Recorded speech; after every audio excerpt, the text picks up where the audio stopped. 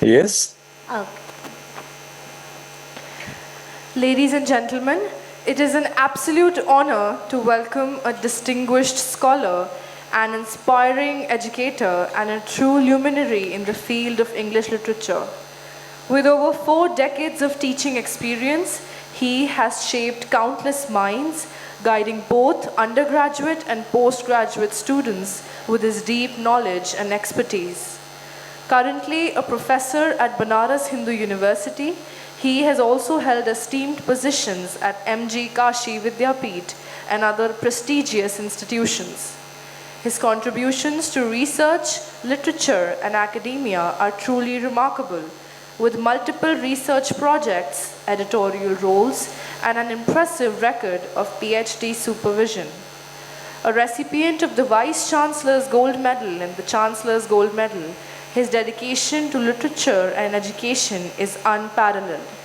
Today, we have the rare privilege of hearing from him firsthand. Ladies and gentlemen, let's welcome Professor Dr. Krishna Mohan Pandey, sir, with a huge round of applause.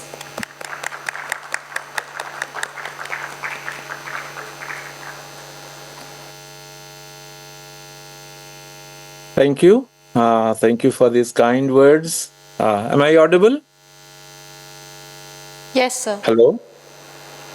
Am I audible? Yes, sir, you're audible. Okay.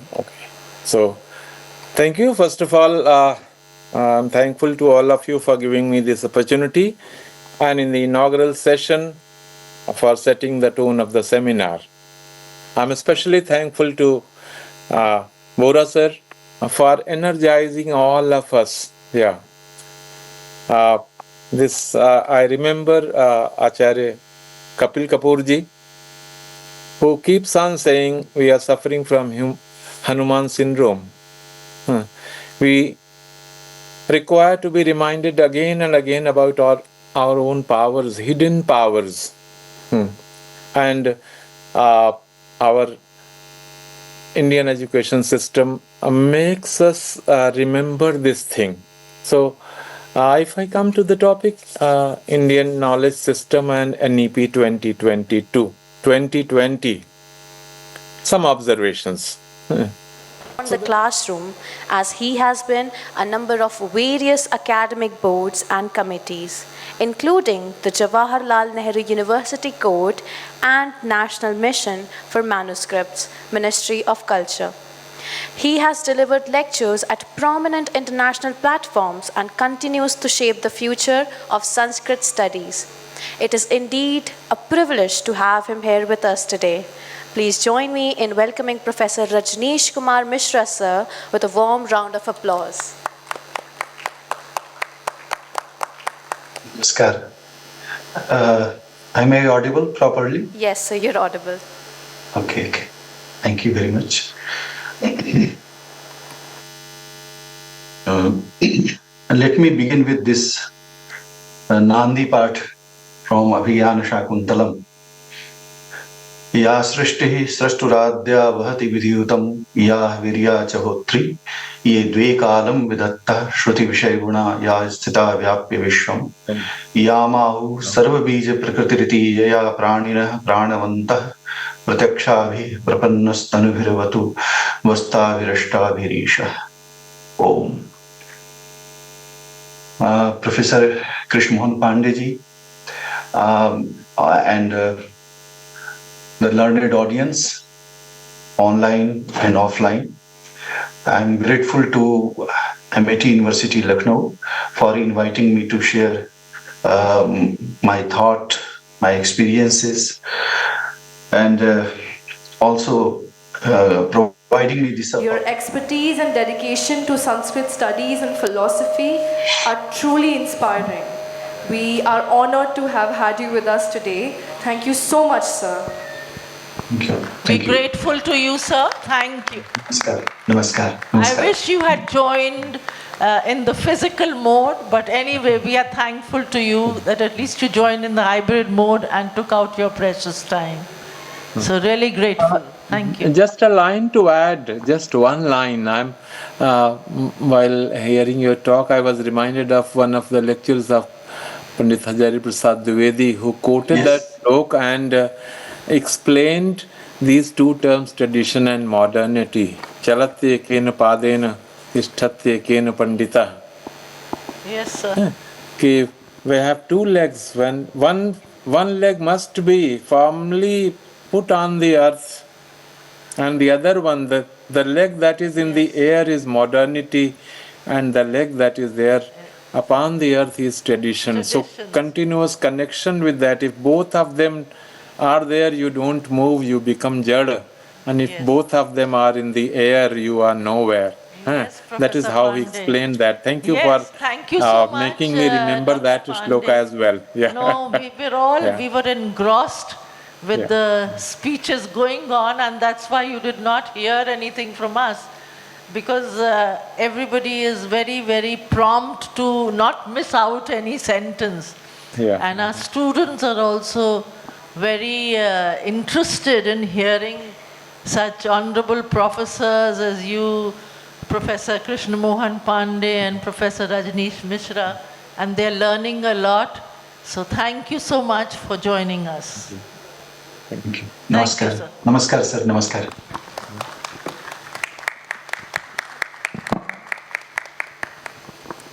As we approach the much anticipated theatrical performance, I invite you to take a brief 15-minute intermission before immersing yourself in the remarkable protection prepared for you.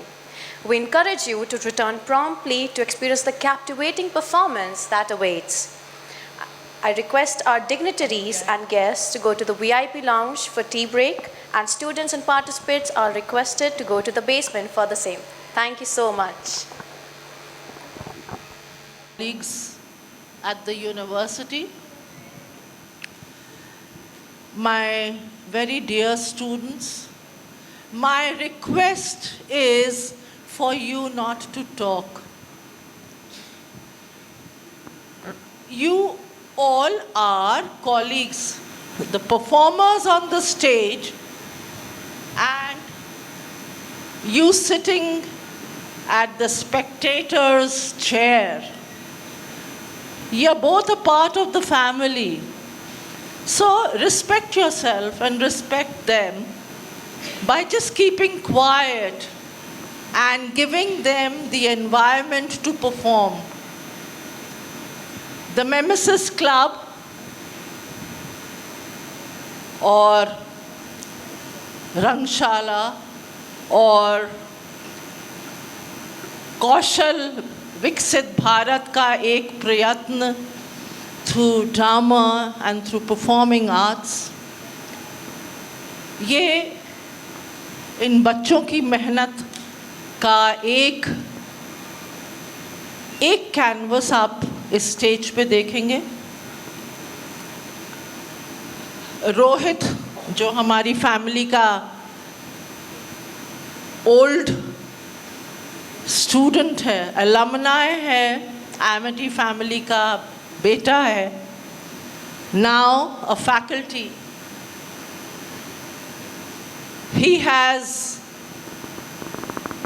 really fulfilled the wishes that I talked to him when he was a student of MA. And he takes his time off to guide the students, to help them achieve some skills which all of you should have to become leaders, to be a part of Viksit Bharat.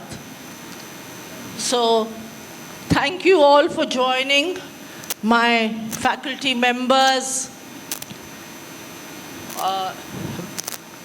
Professor Satya, he's busy disciplining. I wish he was here so that in the center of the last bench, he would be going and telling the students to sit properly in a more civilized manner rather than doing this. कम से कम इतना mannered और civilised तो हमारे Amity के बच्चे हैं ही कि वो अगल बगल अभी भी बात कर रहे हैं. अगर आपको बात करनी है तो आप जा सकते हैं छोड़ के ऑडिटोरियम को. The last listen, please get up at the end. 2 boys in the center, get up. Yes, you can't stop talking, so you can leave the auditorium, please. And the person next to you also. Yes. Since you, कोई बात नहीं, अगर तुम्हारी ज़बान बंद नहीं होती है तो उसका कोई मतलब नहीं, जाओ बाहर ज़बान चलाओ, please. Go get, leave it. Since the beginning that I've been talking and been respecting कि तुम्हारे colleagues कुछ मेहनत कर रहे हैं, तुम्हारे एमिटी फैमिली के हैं, उनको अपना अगर तुम रिस्पेक्ट करते हैं अपने आप को तो उनको भी रिस्पेक्ट दोगे. So I'm really very happy. Dr. Satyarth, our proctor and professor, Dr. Manjari, Dr. ABR, Dr. Archana, our Rohit, of course, हमारे परिवार का बच्चा बड़ा हो गया है. लेकिन मैं तो जब इसको देखती हूँ तो मुझको वही शक्ल याद आती है जब ये एमए में आया था दिल्ली से पढ़ के, और अब जब देखती हूँ तो सोचती हूँ मैं बुढ़ी कितनी हो गई. बट क्या आनंद है, और मन में इतना बड़ा ऐसा एहसास होता है कि ज़िंदगी में कितने, मतलब लाखों रुपए भी इतना सुख नहीं दे सकते जितना मैं अपने स्टूडेंट्स को देख के पाती हूँ. So, welcome all of you, Farheen, Shraddha, Dr. Ayushi, Dr. Rashi, and Dr. Archana, and Dr. British, all our faculty. Please pardon me if I've missed out some. And you know, the faculty who have just joined, they too are a part of our family. But I give all my salutations to the team of Amity who stay after college hours with Rohit sir and are working hard to perform before you, to make you learn things and to also spread messages on not only Indian knowledge systems, but how the multidisciplinary studies with NEP 2020 is becoming effective. So thank you, and the faculty from ASCO, BFA, the directors, thank you for being here with your students. Thank you so much. Thank you, ma'am. One request to students, please maintain silence and keep your mobile phone on silent mode because actors will be live performing and it will create an obstruction. So I request you will be with us. Without you, we are incomplete. It is because of you that we are performing and this is your show. So please enjoy it, but please maintain the decorum. Thank you.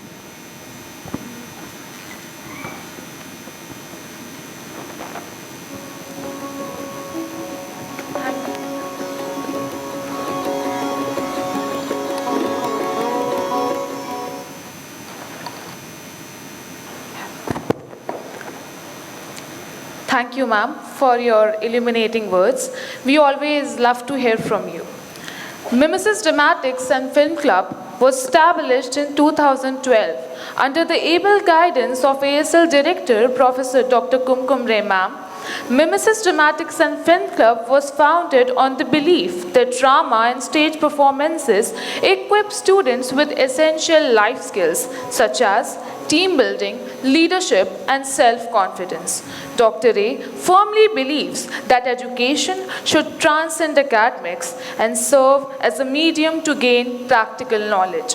Through this club, students engage in reading plays, poetry, watch words, cinema, and also critically analyze novels in various Indian languages and bring them to life on stage.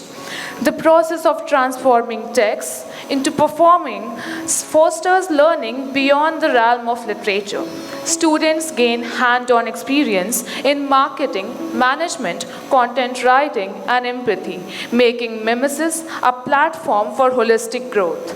The club encourages the students to share their thoughts and experiences, enabling them to interpret literature from different perspectives and present it with authenticity. The dramatics team at Mimesis employs various theoretical foundations of performance studies for in-depth analysis and authentic enactments. The foundation of our approach integrates Richard Schechner's performance studies, which distinguishes between script, drama, theater, and performance. During the initial phases of the process, the team had a discussion about the various aspects related to the play. India's knowledge system has always been interdisciplinary, integrating philosophy, arts, sciences, and spirituality. Ancient Indian thinkers emphasized the significance of Natya Shastra, which lays the foundation for drama and performance.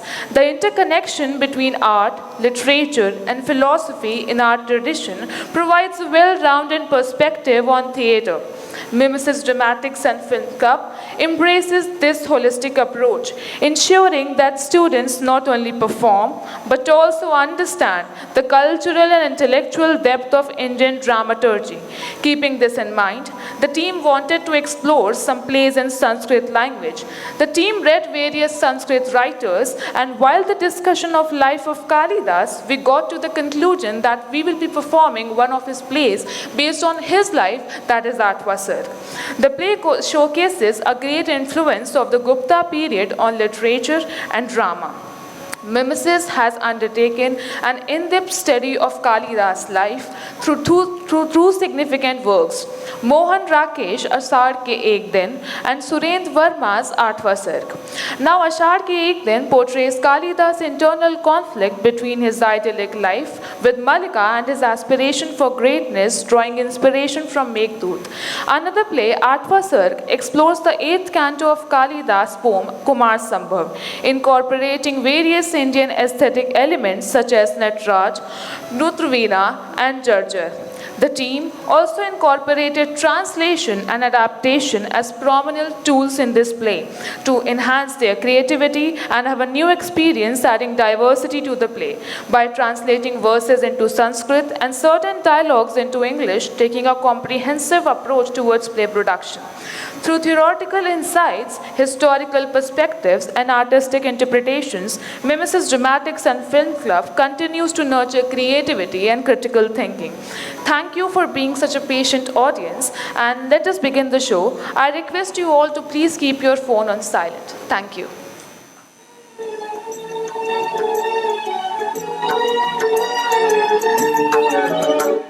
जटाटवीगलज्जलप्रवाहपावितस्थले गलेवलम्ब्यलम्बितां भुजङ्गतुङ्गमालिकां डमड्डमड्डमड्डमन्निनादमड्डमर्वयं चकारचण्डताण्डवं तनोतु नः शिवः शिवं जटाकटाः सम्भ्रमभ्रमन्निलिम्पनिर्झरी विलोलवीचिवल्लरी विराजमानमूर्धनि धगद्धगद्धगज्ज्वलल्ललाटपट्टपावके किशोरचन्द्रशेखरे रतिप्रतिक्षणं मम धराधरेन्द्रनन्दिनी विलासबन्धुबन्धुर स्फुरद्दिगन्तसन्तति प्रमोदमानमानसि कृपाकटाक्षधोरणी निरुद्ध दुर्धरापदि क्वचिद्दिगम्बरे मनो विनोदमेतु वस्तुनि जटाभुजङ्गपिङ्गळस्फुरद्फणामणिप्रभाकदम्बकुङ्कुमद्रव प्रलिप्तदिग्वधूमुखे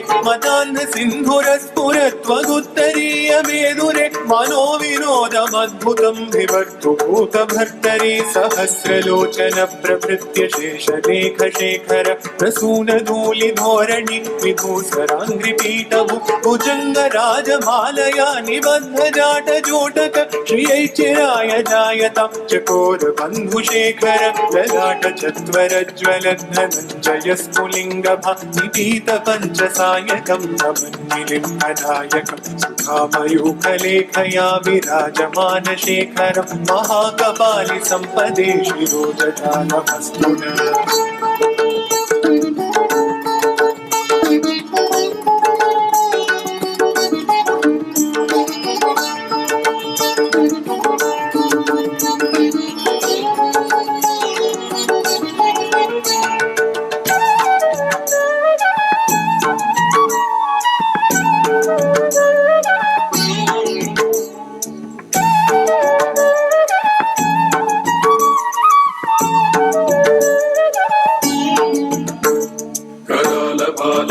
ज्वालिका धगत् धगत् धगत् ज्वलत् धनञ्जयाहुतीकृत प्रचण्ड पञ्चसायके जराधरेन्द्र वन्दिनी कुचाग्र चित्रपत्रक प्रकल्पनेक शिल्पिनी त्रिलोचने रते मम नवीन मेघ मण्डली निरुद्ध दुर्धर स्फुरत् कुमोनिशीतिनी तम प्रबन्धबद्ध कन्दर विलिम्ब निर्जनीधरस्तनोतु कृत्ति सिन्दूर कलानिधान बन्धुर श्रियं जगद्धुरन्धर प्रफुल्ल नील पङ्कज प्रपञ्च कालिम प्रभ फलं विकण्ठ कन्दली रुचि प्रबद्ध कन्दर स्वरच्चिदं पुरच्चिदं भवच्चिदं मगच्चिदं तजच्चिदानक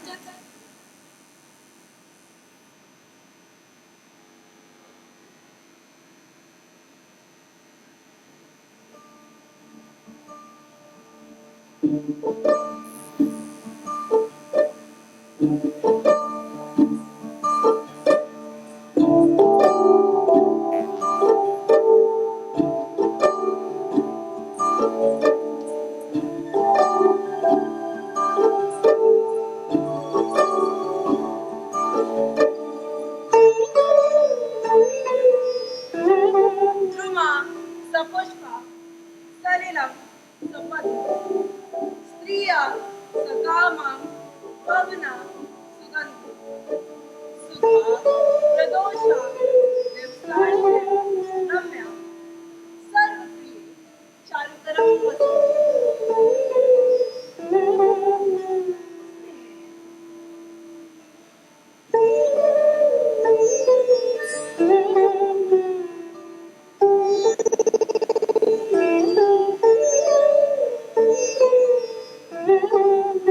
प्रियंवदे, सुबह का अभिवादन स्वीकार करो।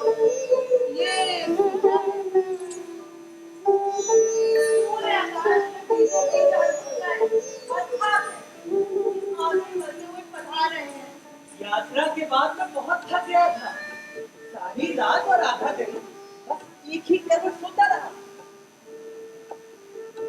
एक सपना भी देखा। जानती हो क्या?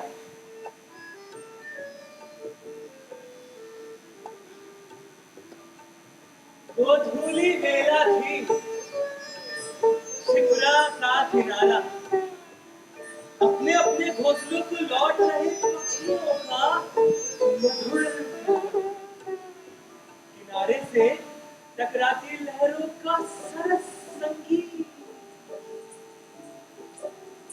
वातावरण में सुगंधी थी नवमालिका की कलियों, प्रणय की मिलन की। तभी मैंने देखा कि तुम चंपक की झुंडों के बीच हाथ में नीला कमल लिए मंद मंथर गति से सकुचाती लज्जा कहाँ में रचना अपने स्वामी के लिए छोड़ दो पीछे पर। तुम जाकर गायों का दूध लो,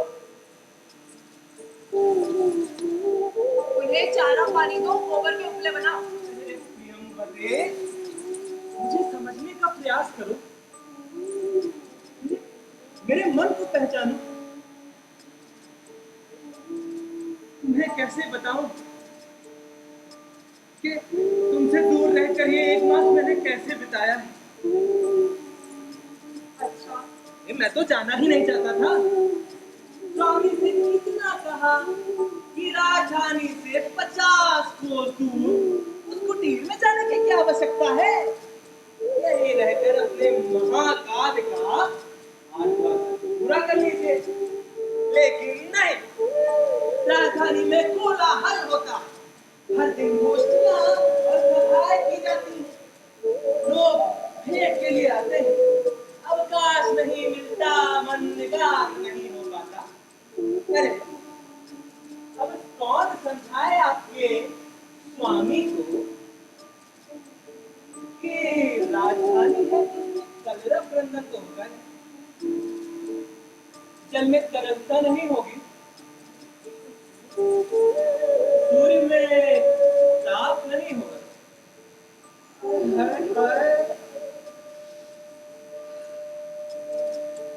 मेरी कन्या के सौंदर्य में हृदय को व्याकुल बनाने वाला 8वां सर्ग कब पूरा हुआ? कैसे पूरा हुआ? तुमने तो एक पृष्ठ की रचना देखी। 3 दिन पहले पूरा हुआ था। और जो तुम पूछती हो कैसे पूरा हुआ था, तो इतना समझ लो कि कीर्ति भट्ट के वहां रहने से पूरा हुआ था। सच कहता हूं प्रियंवदा, एक सप्ताह तो कविता में एक शब्द तक नहीं लिखा, बस बैठे बैठे पुराने के साथ सर्ग पढ़ते रहे या चुपचाप टकटकी लगाए पूरे भोजपत्र को निहारते, जैसे किसी ने जादू कर रखा हो। मैं पूछता कि आप आना क्या हो, भोजन के लिए क्या बनाओ, तो उत्तर ही नहीं देते, जैसे बाड़ी राजधानी में छोड़ा है। बाहर से निकलते तो उपवन में आ जाते, उपवन से निकलते तो बाहर वन में जा पहुंचते। प्रातः काल देखता कि उषा की लाली बरत रही है, सायंकाल देखता कि झरने के किनारे बूंदों की बौछार भीग रहे हैं, आधी रात देखता कि उजली चांदनी में टहलते। 7 दिन तो मैं चुप रहा, 8वें दिन मैंने कह दिया, स्वामी ऐसे कैसे चलेगा? 3 सप्ताह बाद आपको यह सर्ग पढ़ना है, आपका राजकीय सम्मान होना है। कहीं ऐसा ना हो कि सर्ग रचना ना हो सके तो फिर सम्मान ना मिले। कीर्ति भट्ट, तुमने सर का कुछ ना कुछ अंश तो सुना होगा। कुछ ना कुछ अंश तो ऊंचा सर्ग सुना। पिछले 3 दिन मेरे कानों में और गया ही क्या है, इसी सर्ग के श्लोक और श्लोक की पंक्तियां और पंक्तियों के शब्द, शब्दों के अक्षर और अक्षरों की ध्वनियां कर्कश के अपार तीरों की तरह मेरे कर्ण केंद्रों का संधान कर दिया। ऐसा कीर्ति भट्ट? क्योंकि स्वामी सत्सव पाठ का अभ्यास कर रहे हैं, अर्थात श्लोक विशेष का पाठ विशेष से होगा। कहाँ स्वर को ऊपर जाना है, कहाँ नीचे में आना है, कहाँ समतल रहना है, कहाँ भावावेश में जल्दी होगी और कहाँ भाव संकुलता में धीमापन, और कहाँ गहरी व्यंजना में अर्थ भरा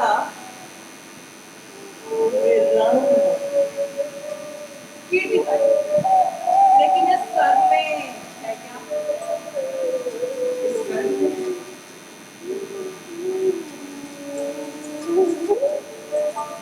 इस सर्ग में वो है प्रियंवदे कि युवक सुने तो उत्तेजित हो जाए और युवतियां सुने तो उन्मत्त। ये काव्य नहीं, मदिरा की मादक चचित है सुंदरी।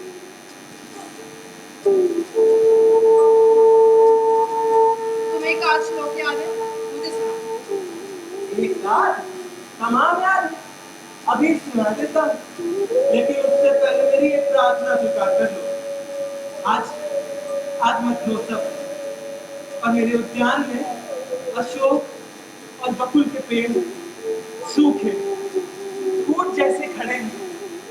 संध्या समय कृपा कर मेरे घर पधारो, नुपुरों की मधुर झंकार के साथ मेरे अशोक पर पथ प्रहार कर दो।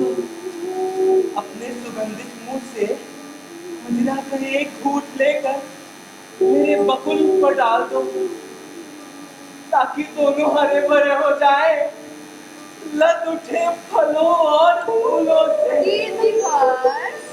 प्रियंवदे, मदिरा का एक तुम पे ही करूं और तुम्हें पे पथ प्रहार कर दूं तो संतुष्ट नहीं होगे?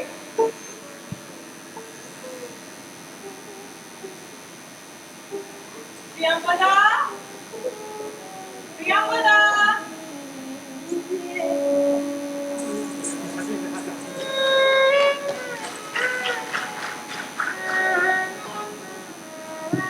प्रियंवदा, देवी, आज क्या बात है?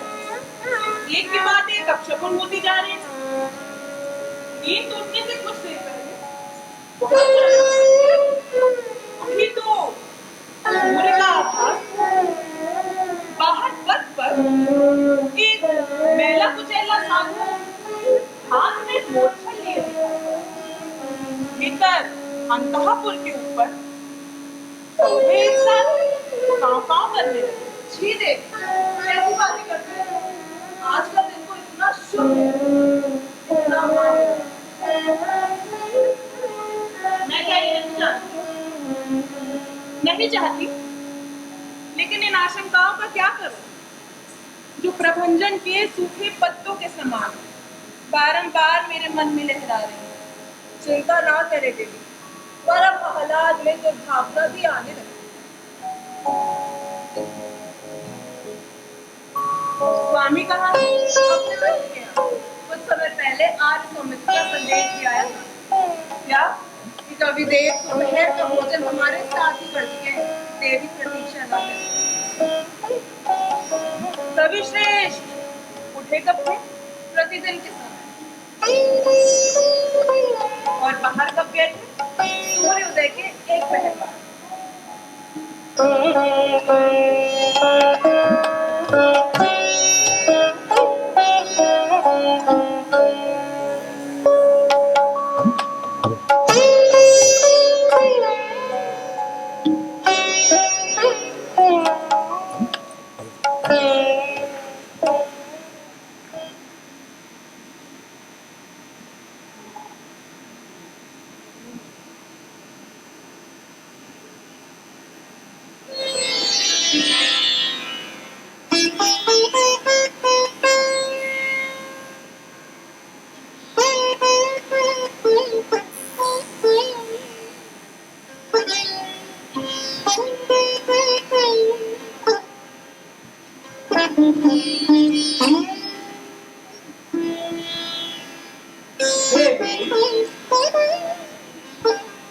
देखिए, लगता है कि देवी का प्रातःकाल अभी हाथ नहीं हुआ। प्रातःभिवादन स्वीकार करेगी? नहीं करेंगी। मुझे देखते ही चौंक क्यों उठी थी आप? क्या छिपा लिया? नहीं तो कुछ भी तो नहीं। अच्छा, देखो तो प्रेम जी, मालूम पड़ रहा है कि नगर के भीतरी भाग में चले गए। हाँ, मुझे घूमता रहा रास्तों और गलियों में, गायन और वादन सुनता हुआ, स्वांग और नाच देखता, कोलाहल और कल्लव का प्रत्यक्ष साक्षी बना, उसी का एक भाग हो गया। सुंदरी हो, आज मत्योत्सव और उसे मनाने के लिए नगरवासी जैसे मदोन्मत्त होते। सामूहिक करतल ध्वनि, अकेले मृदंग का मधुर धूम, मंडल का गुरु गंभीर गर्दन और चचरी की दूर दूर तक गूंजने वाली उन्मादनी अलय, उत्तेजक नृत्यों में अस्त व्यस्त वस्त्र, उड़ती मालाएं, बिखरे केशपाश, श्रम से लाल होते हुए कपोल और माथे पर श्वेत बिंदु। महलों के गवाक्षों में तो जैसे मुखमंडल जड़े हुए हैं, नीचे पिचकारी की भीगी विधियां और ऊपर सुल्लाद बरसता हुआ वीर और गुलाल, ऐसा घना और निरंतर कि दिशाएं तक धोनी होती। ये अबीर गुलाल किसमें डाला? हाँ, पहचान कर या बिना पहचान? पहचान। बोलिए, इसी गुलाल से हमारी रात घंटा के कपोल हमारी ओर से लाल कर देना। और आपने क्या मैंने कहा कि खतरे बस कुछ निकट जाने की आवश्यकता होती है। तुम्हारी राजदूता की टटोल को विश्वास न हो तो और भी ना हो तो ये मजा आ जाएंगे। आर्य सौमित्र को नया शब्द सुना दिया। हाँ, सुना दिया। गोष्ठी में और कौन कौन था? कई लोग थे, नगर के सभी चुने हुए रचनाकार। और सुझाव क्या मिले? कुछ विशेष नहीं, लेकिन हाँ, दिंगनाथ ने दोषारोपण किया। क्या? ही व्यंग भरी मुस्कान से बोले कि 6 श्लोकों के बाद व्याकरणों में अशुद्धि शोभायमान हो रही। तुमने क्या उत्तर दिया? उससे पहले आर्य सौमित्र बोलते कि रचनाकार कभी व्याकरणों की कट्टरता से नहीं बनता, बल्कि अपनी दृष्टि से भाषा को संस्कार देता है। आर्य सौमित्र ने कोई विशेष बात नहीं पूछी? क्या मतलब? ये नहीं पूछा कि इस सर्ग में उमा के चरित्र, उसके क्रियाकलाप का आधार कौन सा व्यक्ति है? नहीं तो सुनते हुए गूढ़ भाव से मुस्कुराए तो होंगे। मैंने तो नहीं देखा। सच कह रहे हो? उन्होंने कुछ भी नहीं पूछा? मुझे तो यही स्मरण आता है। तब फिर इतनी देर क्या बातें करते हैं? करने को तो बातें बहुत थी। 1 मास से राजधानी की जीवन धारा से जो कटा हुआ था, वापस से प्रभा में आने के लिए बहुत कुछ सुनना था, जाना। साहित्यिक राजनीति के मोड़, राजनीतिक राजनीति के चढ़ाव उतार। तुमने कुछ सुना है? क्या? बंग देश में गुप्त साम्राज्य के विरुद्ध कोई भीषण षड्यंत्र चल रहा है। मैंने तो कुछ नहीं सुना। अरे ये सब तो चलता ही रहता है। और क्या बातें हुई? शकुंतला के आख्यान को लेकर जो नाटक लिखने की सोच रहा हूँ, उसके संबंध में आज सौमित्र से चर्चा की। फिर आज सभा में जो कहना है उसका पूर्वाभ्यास। क्या कहोगे? यही कुछ काव्य के संबंध में। एक बार मेरे सामने भी दोहरा लो ना, शायद मैं कुछ सुझाव दे सकूं। अच्छा, समझ लो कि इस आसन पर तुम बैठे और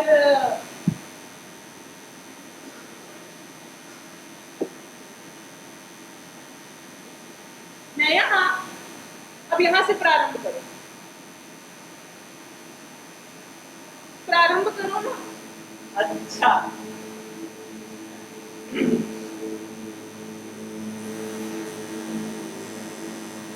सातवें सर्ग तक कुमार संभव की रचना लगभग 3 मास पहले हो गई और यह 8वां सर्ग अभी पिछले सप्ताह समाप्त हुआ। बीच में मेरे जीवन में एक बहुत महत्वपूर्ण मोड़ आया, जिससे यह व्यवधान उपस्थित हुआ। पिछले 7 सर्गों का पाठ मैं अलग अलग राजगोष्ठियों में कर चुका, इसलिए यह ठीक समझा गया है कि इस अवसर पर नया सर्ग ही पढ़ा जाए। इस महाकाव्य की पूरी कथा वस्तु बतलाकर मैं आप सबकी उत्सुकता समाप्त नहीं करना चाहता, लेकिन पूर्ववर्ती 7 सर्गों का बहुत संक्षिप्त विवरण करना भी आवश्यक है, क्योंकि ये हो सकता है कि अनेक श्रोता पिछली गोष्ठियों में उपस्थित न रहे हो।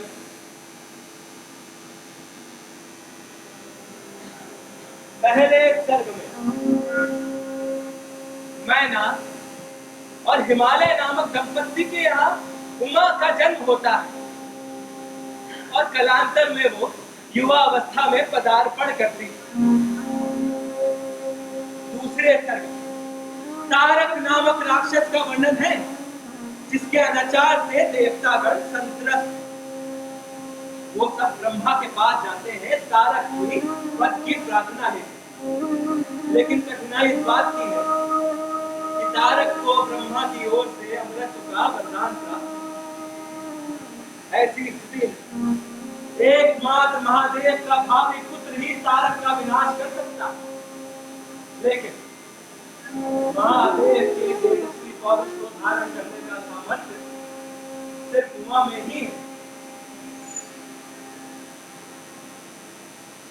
चौथे सर्ग में अपने पति के देहांत पे रति का विलाप।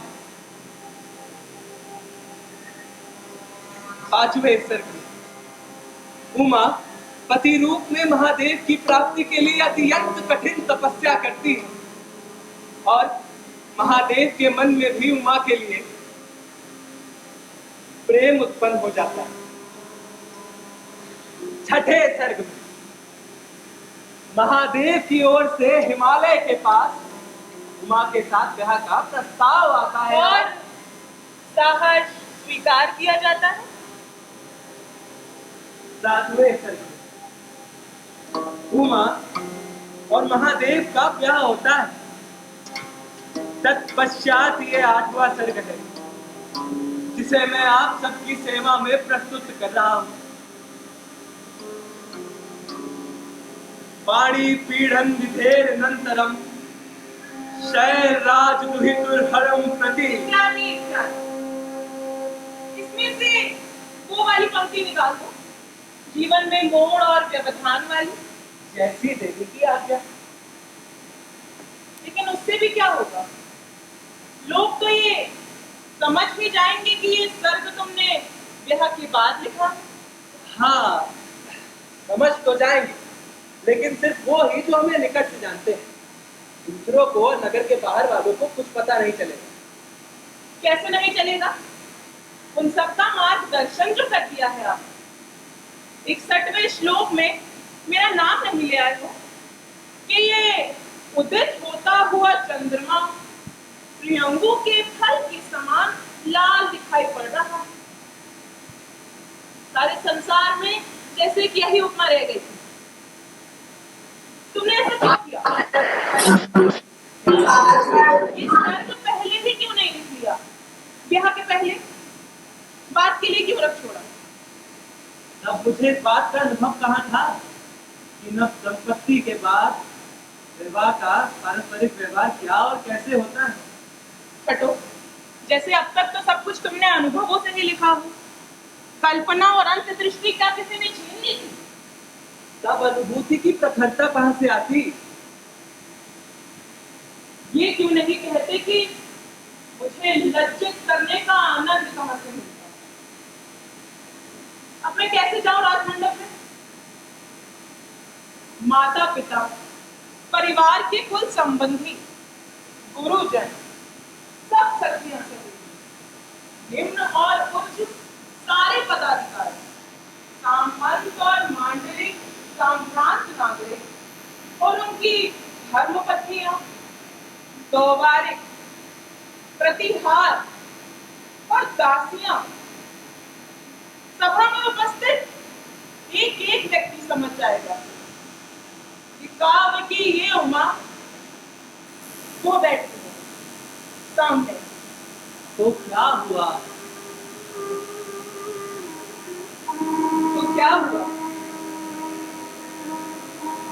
तुम सर्ग आज प्रारंभ करोगे और लोगों के सामने नव दंपत्ति के अंतरंग जीवन की पत्ती खुलने लगी।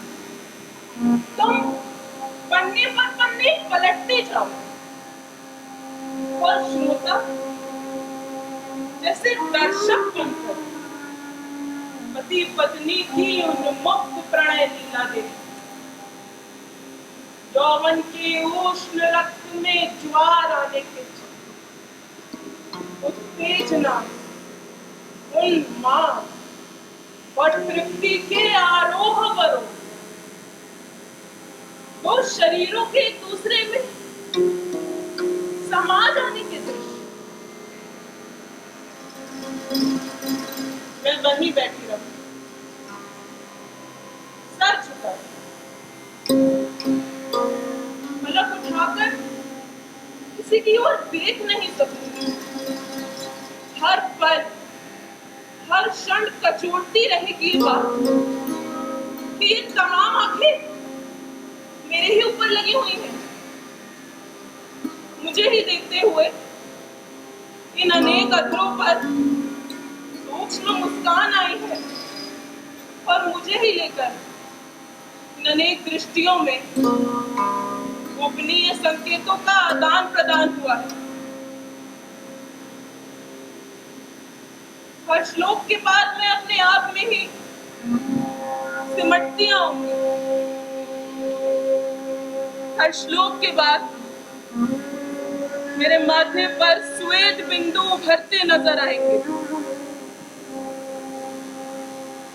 हर श्लोक के बाद मेरा हृदय स्पंदन बढ़ता आएगा। और जब तुम इति उमा सूरत वर्णनम नमाष्टमा सर्गा कहकर अंतिम पृष्ठ नीचे रखोगे तो मेरी ये दशा होगी कि बस ये धरती फटे और मैं इसमें समा जाऊं।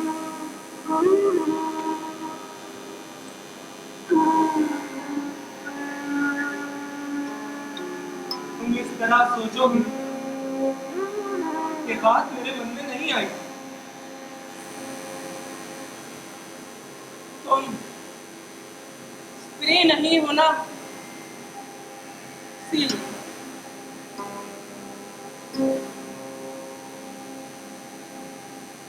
बहुत विचित्र सा लग रहा।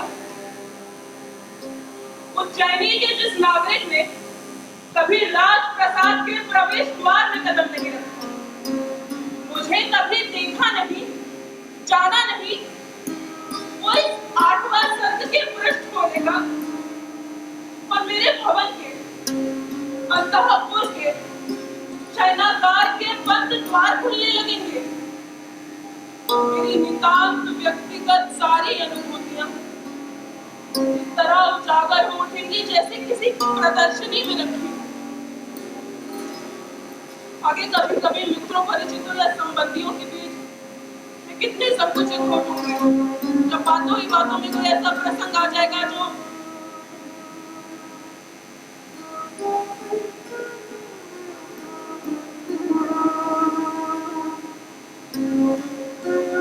मालूम नहीं था कि एक रचनाकार से जीवन जोड़ लेने के बाद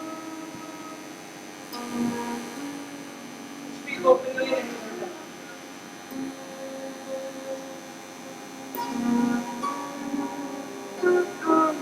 क्या गोपनीय रखना चाहते हो?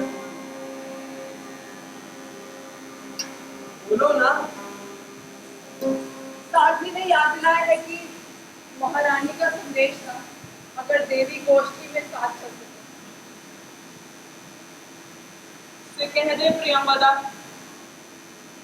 मैं कुछ अस्वस्थ अनुभव कर रही हूँ।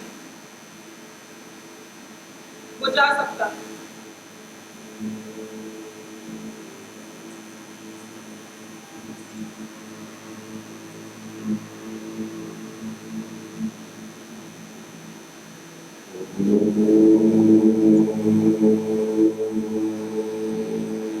इस उन्नत मस्तक पर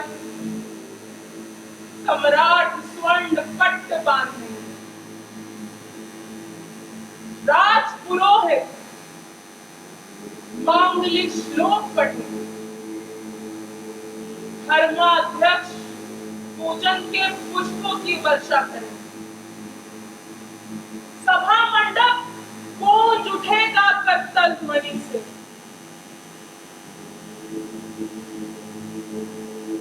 लेकिन ये कैसी विडंबना है कि जिस व्यक्ति को ये समारोह सबसे अधिक सुख देता वही इसमें सम्मिलित नहीं हो सकता।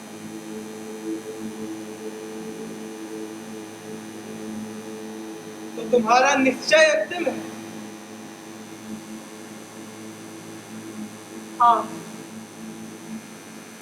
नहीं, लज्जाशील पत्नी का निश्चय।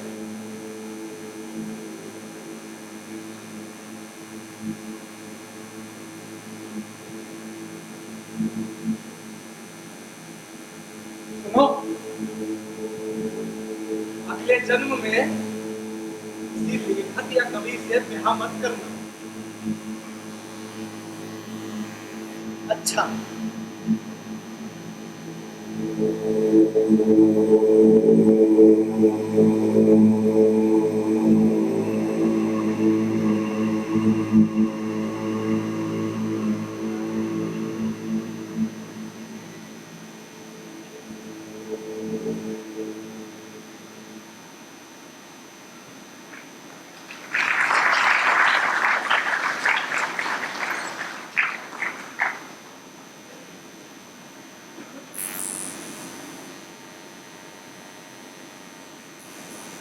प्रियंवदा, याद है मेरा क्या आदेश था कि जैसे ही समारोह समाप्त हो तुरंत तत्काल अविलंब यहाँ आना, एक एक बात मुझे बताना।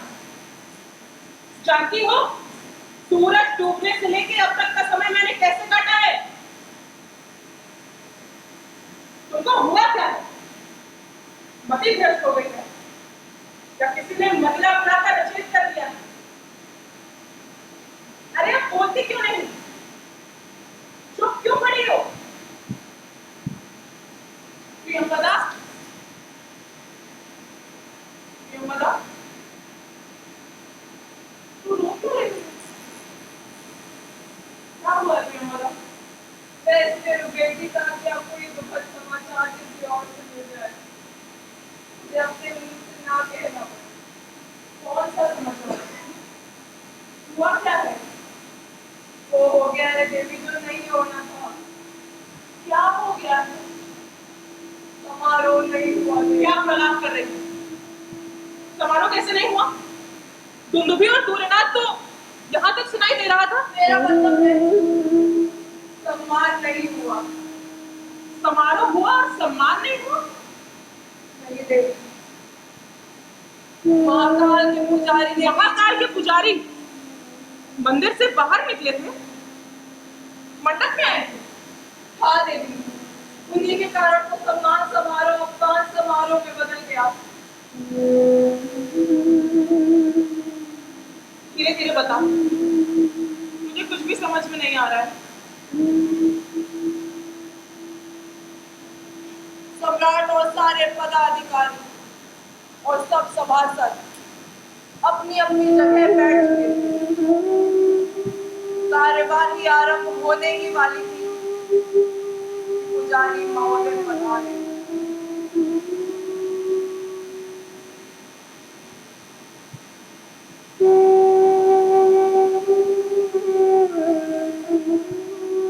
एक मंदिर से निकले पूरे 20 वर्ष हुए ना।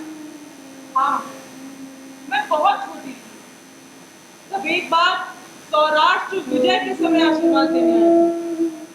उन्हें देखते ही सब हर्ष विभोर हो गए। सम्राट ने तुरंत उठकर उनके चरण छुए, स्वागत किया। उन्होंने आने का कारण क्या बताया?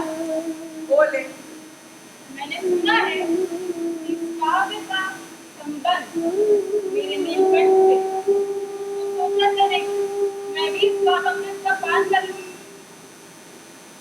फिर जब कवि खड़े हुए तो उन्होंने भी हंसकर कहा, धन गुरु की उपस्थिति से ही मैं इतना गौरवान्वित हो गया कि अब प्रसाद पट की आवश्यकता ही नहीं है। आगे कविवर ने अपना प्रारंभिक वक्तव्य दिया, कथानक की संक्षिप्त रूपरेखा बतलाई, फिर काव्य पाठ प्रारंभ किया। मंडप में ऐसा सन्नाटा था जैसे वो बिल्कुल निर्जन। सब लोग मंत्रमुग्ध से सुन रहे थे। सबकी आंखें कवि पर लगी। बस उनका मधुर स्वर और वातावरण में काव्य पंक्तियों की ध्वनियों का मिलान जो धीरे धीरे घना होता जा रहा था। श्लोक के बाद श्लोक और पृष्ठ के बाद पृष्ठ, जैसे समय भी एक सम्मोहन से बना था।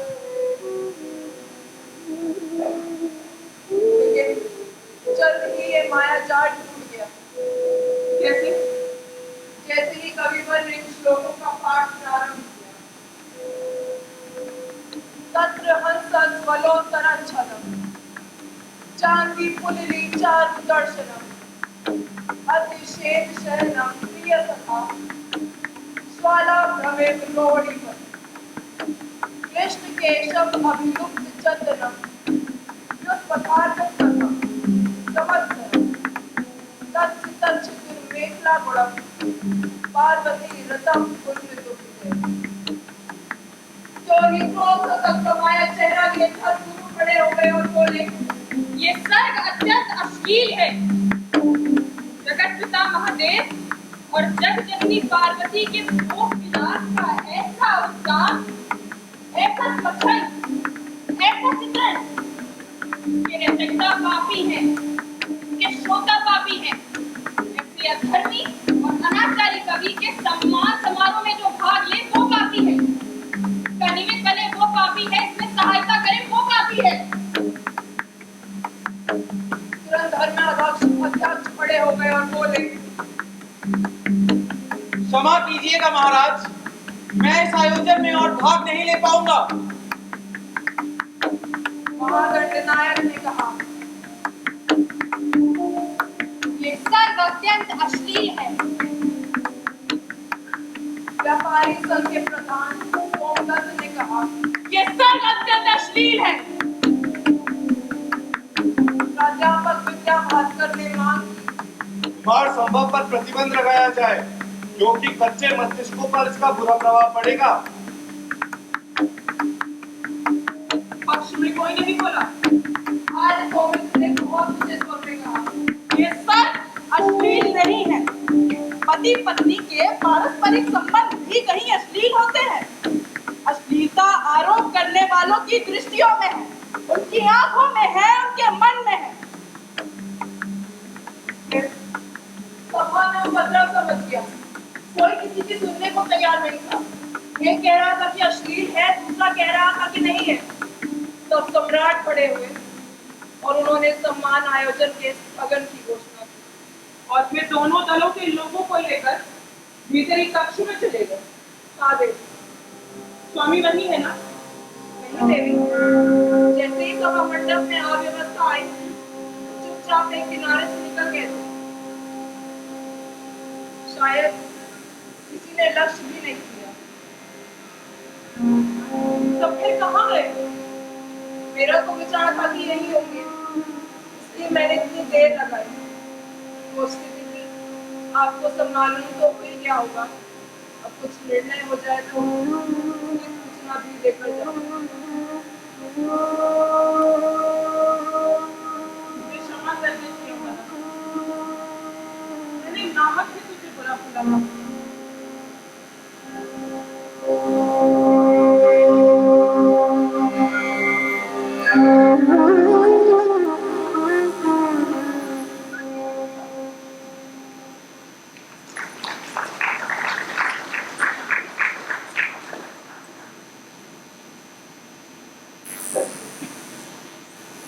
देवी, आज समय से पधारे।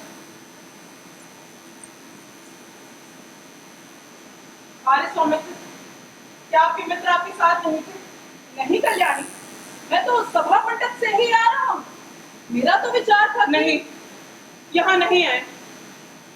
कहाँ चले गए? इतने संवेदनशील हैं, पता नहीं उनके ऊपर क्या बीत रही होगी। वहाँ की स्थिति कैसी है? बहुत भयंकर।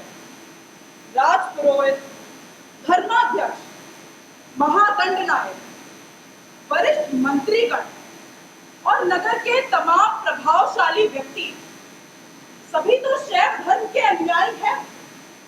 सम्राट ने स्वयं पुरोहित महाराज से दीक्षा लेकर ही तो उन्हें धर्म गुरु की उपाधि प्रदान की थी। इसलिए वो भी उनके सामने वो धर्म गुरु का बहुत सम्मान करते हैं।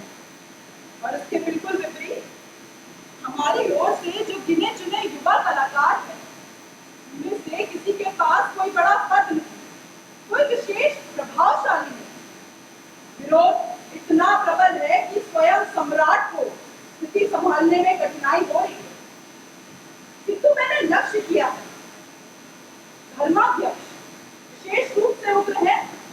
वो मन ही मन आपके मित्र से बैर रखते हैं, लेकिन एक बात ये नहीं समझ पा रहे हैं, धर्म गुरु एकाएक समारोह में कैसे पहुंच गए?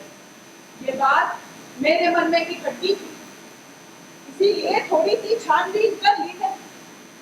आप तो जानती होंगी, राजधानी में रचनाकारों का एक वर्ग ऐसा भी है इसे कालिदास की दिन दुनी रात चौगुनी बढ़ती प्रतिष्ठा बहुत कष्ट देती है। यह उन्हीं की कूटनीतिक चाल थी और इसमें प्रमुख हाथ लिंगनाथ का रहा है। तो आज सुबह मेरे यहाँ जो गोष्ठी थी उसमें ये महाशय आए थे। मालूम हुआ है दोपहर को महाकाल के मंदिर गए थे। बतलाया होगा धनगुरु को कि कालिदास की नई रचना के नायक आपके आराध्य हैं। ये मन में उत्सुकता जागृत करती होगी। अब सांसारिक धरातल पर तो धर्मगुरु बालक के समान बोझ है। मुझे लगता है कवि श्रेष्ठ के खिलाफ षड्यंत्र रचा गया है। कालिदास के उदार विचार कई बार व्यवस्था को अपनी ग्रुप से हिलाकर रख देता है। आर्य स्वामित्व, क्या आपको ये नहीं लगता कि रचनाकार का मूल कार्य यही होना चाहिए? आप सत्य कह रही है जी, किंतु व्यवस्था पर सवाल करने से कविवर राजनीति का हिस्सा बन जाते हैं, इसलिए उनका राजनीतिक शिकार किया गया है। कविवर इस षड्यंत्र को भाप नहीं पाए। अच्छा देवी, मैं चली कालिदास की कुछ खोज करूं।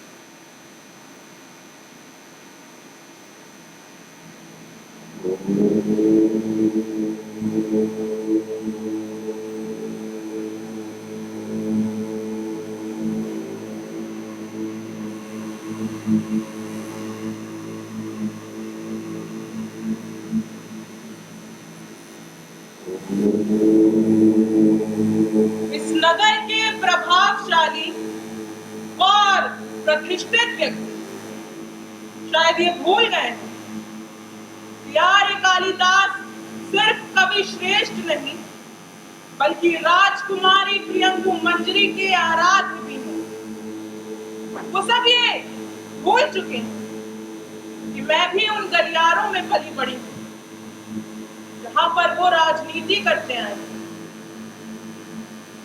आर्य कालिदास पर उठाई गई हर आवाज को राजकुमारी प्रियंगु मंजरी से होकर जाना होगा। प्रियंवदा, महल में सूचना भिजवा दे कि राजकुमारी प्रियंगु मंजरी सम्राट से तत्काल मिलना चाहती है।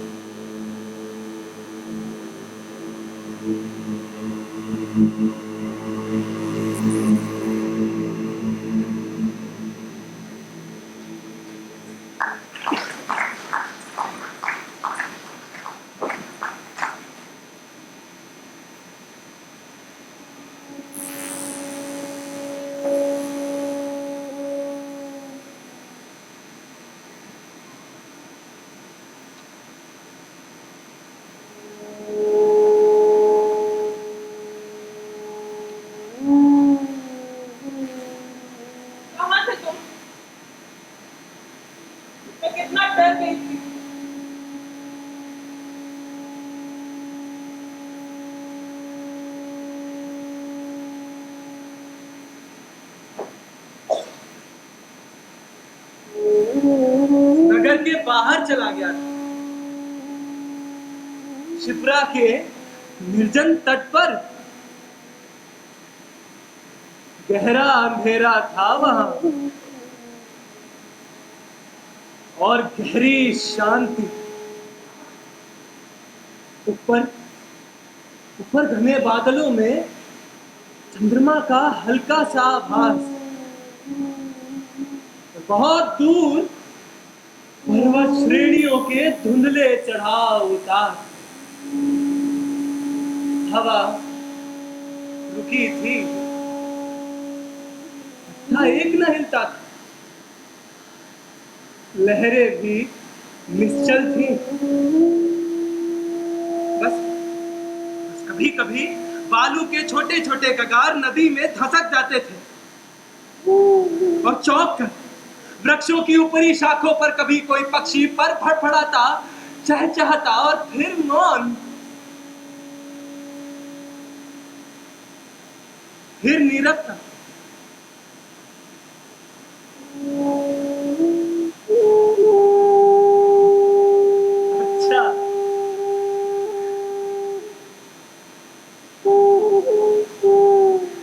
ये चित्र बनाया है। काम का सामान्य अर्थ तृष्णा है, जो व्यक्ति को कमनीय वासना की ओर ले जाता है। आसक्ति का उदय इसी के संयोग से है, इसलिए धर्म में भी बड़ी महिमा है। जीवन को काम और मोह देने के कारण काम को कल्याणकर भी कहते हैं, और इसका ये भुवन मोहन रूप, बसंत इसका सखा, कोयल इसकी वैतालिक, फूलों का धनुष, भारों की पात की डोरी, आम्र मंजरियों के बाद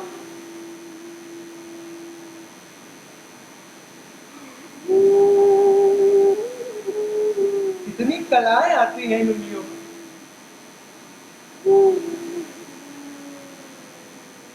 अरे उंगलियों का चुंबन कहीं अश्लील तो नहीं है? बोलो ना। तुम्हें तो चयनीय की नैतिकता की अधिक जानकारी होगी।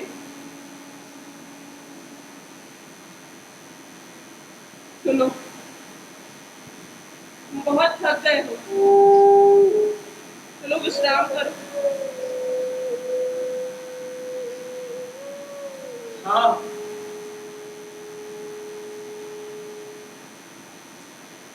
बहुत थक गया।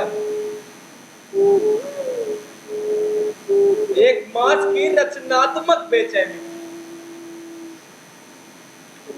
फिर इस समारोह से की गई हुई अपेक्षाएं, फिर भाग दौड़, व्यस्तता,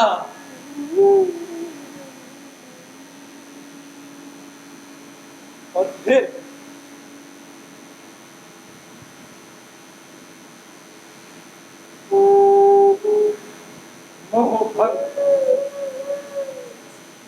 स्वामी धर्माध्यक्ष महोदय पधारे हैं। इतनी रात है? मना करवा दो, तुम्हें विश्राम की आवश्यकता है। उन्हें आने दो। देखो, ज्यादा देर तक बात मत करना। अच्छा,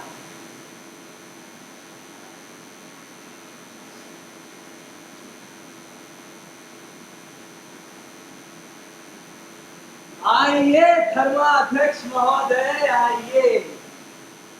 मैं समझ नहीं पा रहा था कि हवा में ये पवित्र गंध कहां से आ गई।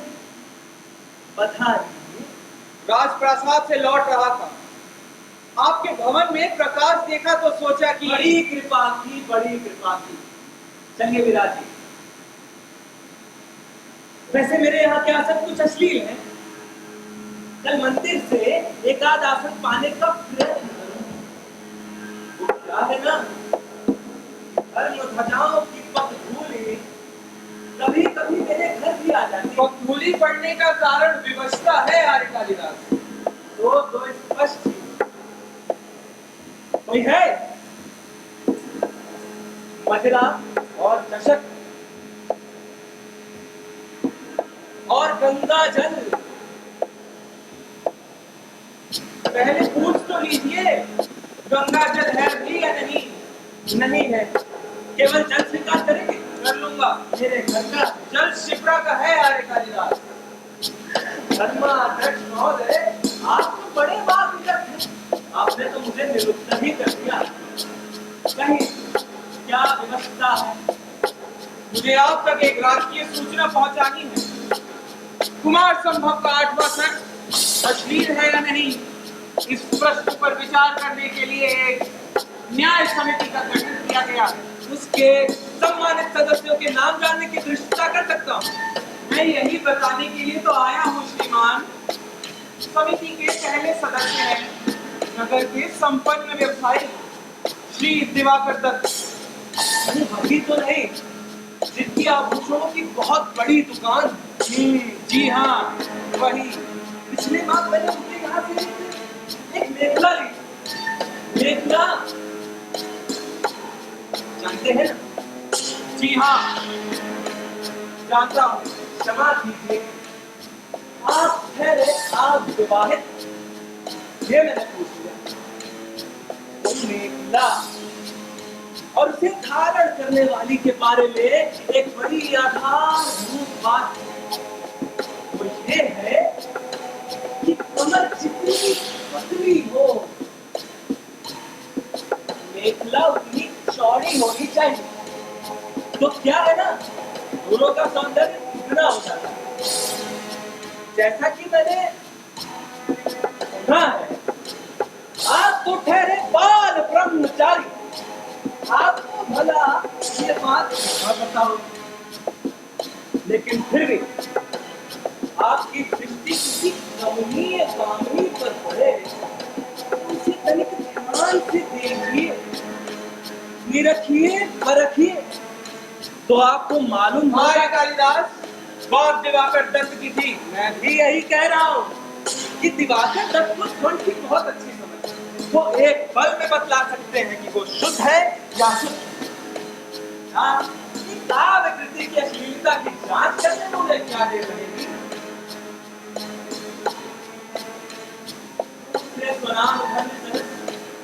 समिति के अध्यक्ष हैं प्रधान अधिकरणी न्यायाधीश महोदय।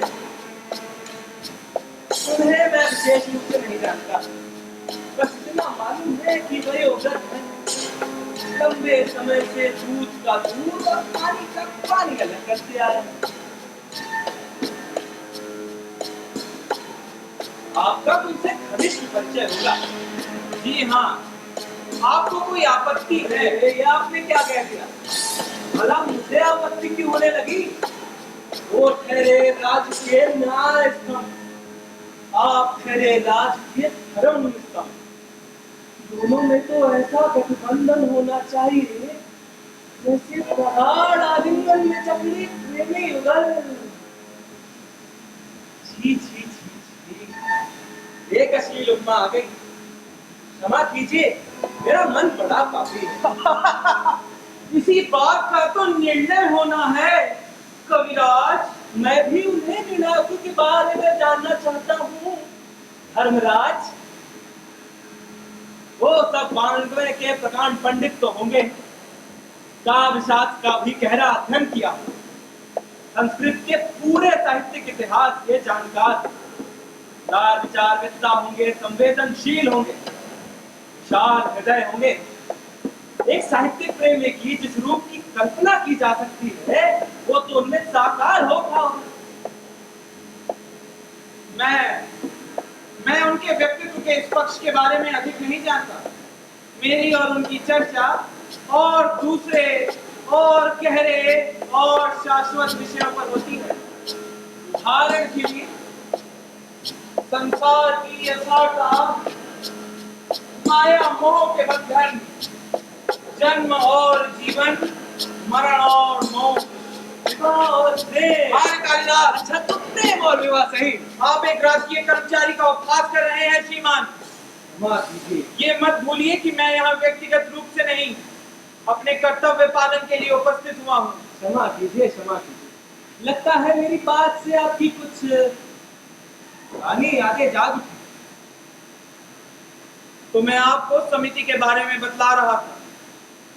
समिति के अगले सदस्य आपको भली भांति जानते हैं। उनका शुभ नाम उसी अक्षर से प्रारंभ होता है जिससे आपका शुभ नाम समाप्त होता है। क्या हुआ? आर्य सौमित्र का नाम आते ही चुप क्यों हो गए कवि श्रेष्ठ? क्योंकि आर्य सौमित्र की अयोग्यता के अन्य सदस्यों के सामने बहुत स्पष्ट है। और कोई महान भाव, समिति का अंतिम पदेन सदस्य मैं ही हूँ। इस विवाद को कदाचित आप साहित्यिक नहीं मानेंगे, परंतु ये एक धार्मिक और नैतिक विषय है, इसलिए मेरे कार्य क्षेत्र में आता है। धर्माध्यक्ष महोदय, जिस पद पर आप बैठे हैं उसका वेतन तो बहुत होगा। जी हाँ, तो अर्थ की प्राप्ति आपको हो ही रही। जहां तक धर्माचार का प्रश्न है उसके तो आप अध्यक्ष। तो ये आचार संस्कार छोड़ने के बाद आपका मोक्ष तो कहीं गया नहीं, लेकिन एक पुरुषार्थ और बदलाया गया है ना। भूल रहा हूं क्या है। आप दूसरों की चिंता छोड़ दीजिए, कभी कुछ अपने बारे में सोचिए। एक और बात ये थी कि ऐसा कैसे हो सकता है कि आप जैसे प्रियदर्शी पर युवावस्था में किसी अल्हड़ किशोरी ने अपने मधुर चित्तों की आर्य कालिदास, आप अपनी मर्यादा का उल्लंघन कर रहे हैं। बड़ी भोली सी जिज्ञासा है, लेकिन आपके भाव को प्रचोद होती है। जाने दीजिए। अच्छा मान लीजिए न्याय समिति का निर्णय लेती है तो इंसाफ की क्या स्थिति है? वही स्थिति होगी जो किसी अवैध वस्तु की होती है। अर्थात कुमार संभव पर कुछ प्रतिबंध लग जाएंगे। जहां तक मैं समझता हूँ, समिति ये चाहेगी कि इस काव्य का किसी गोष्ठी या सभा में पाठ न हो। राजकीय प्रतिलिपि कार्यालय में इसकी प्रतिलिपियां ना तैयार की जाए, इसका विक्रय ना हो, एवं जिस भी नागरिक के यहाँ इसकी कोई प्रति पाई जाए तो उसे नियमानुसार दंड भी मिले। और रुकिए मत, ये मेरा अनुमान ही है। जी हाँ, मैं समझ रहा हूँ आपका अनुमान ही है, क्योंकि यह अभियोग महाकाल के पुजारी की लिखित आपत्ति के आधार पर चलाया जा रहा है, और क्योंकि कुमार संभव से वादी की धार्मिक भावनाओं को ठेस पहुंचती है, इसलिए समिति ये भी चाहेगी कि इसका लेखक सार्वजनिक रूप से क्षमा याचना करे। क्या लेखक क्षमा याचना करे? यही कहा है ना आपने? जी हाँ, कदाचित आप नवम स्तर की रूपरेखा में खोए हुए थे, परंतु आपके पास बचाव का एक मार्ग है, उसकी ओर ध्यान दिलाना भी मेरा ही कर्तव्य होगा। अपने इस कर्तव्य पर भी पालन कर लीजिए। यदि आप कार्यवाही प्रारंभ होने से पहले ही क्षमा याचना कर लेते हैं तो वादी संतुष्ट हो जाएगी और ये अभियोग अपने आप ही उठा लिया जाएगा। यदि आप सोच विचार के लिए अधिक समय चाहते हैं तो समिति आपको 2 दिन का समय देती है। परसों सायकाल तक आप सूचना भिजवा दें या मेरे समक्ष आ जाएं कि क्या आप उपस्थित रहना चाहेंगे। नहीं, और अधिक समय चाहिए? जी नहीं, धन्यवाद। आपकी इच्छा। क्योंकि इस अभियोग का संबंध एक काव्य कृति से है और माना जाता है कि लेखक एक विचारवान व्यक्ति होता है, इसलिए न्याय समिति आपको अपने पक्ष रखने का अवसर देकर गौरवान्वित करना चाहती है। समिति की पहली बैठक अगले सप्ताह होगी। क्या आप तब उपस्थित रहना चाहेंगे? क्या आप तब उपस्थित रहना चाहेंगे? नहीं, कदाचित इतना समय भी पर्याप्त नहीं। क्यों ना हो, आपको अपने पक्ष में तर्क ढूंढने होंगे, उन पर चिंतन मनन करना होगा, मित्र मंडली में विचार विमर्श की आवश्यकता पड़ेगी, लंबा सा एक वक्तव्य तैयार कर तमाम उदाहरण देने होंगे, तब जाकर न्याय समिति पर कुछ प्रभाव पड़ेगा। तो फिर 2 सप्ताह, 3 सप्ताह बात यह है कि समिति पहले अभियोगी का दृष्टिकोण जान लेना चाहती है, उसके बाद ही वो अपना दायित्व पूरा करेगी।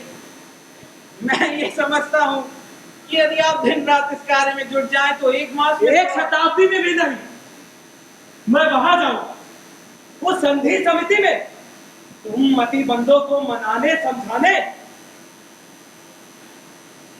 अरे धर्माध्यक्ष, मैं विष खा लूंगा, विष डूब मरूंगा शिप्रा में, लेकिन किसी कालिदास, आप मेरा अपमान कर रहे हैं। हाँ हाँ, कर रहा हूं अपमान, और जो तुम बड़े स्वाभिमान वाले हो तो कभी पाँव मत रख देना मेरी चौखट पर, ना किसी राज कर्मचारी के रूप में और ना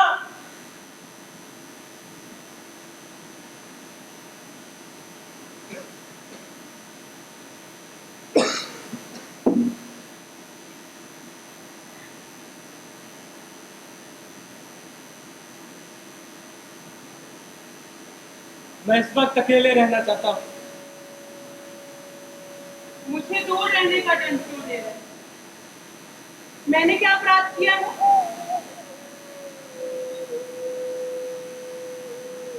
प्रियंकु तो यही रहेगी, तुम्हारे पास।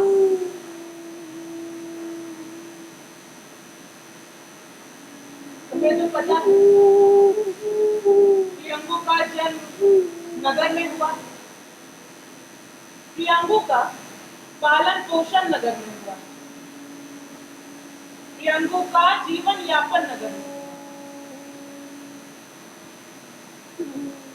प्रियंकु बिल्कुल नहीं जानती कि जीवन में प्रकृति की अनिवार्यता क्या होती, क्योंकि उसने प्रकृति को इस तरह देखा, कभी राजप्रासाद के बनावटी रूपांतरों में अथवा कभी दिन भर के लिए नगर से बाहर निकला। इसीलिए उसके मन में इस बात का बड़ा मोह कि वो दिनचर्या में प्रकृति की घुट जाने की प्रक्रिया को जाने, समझे।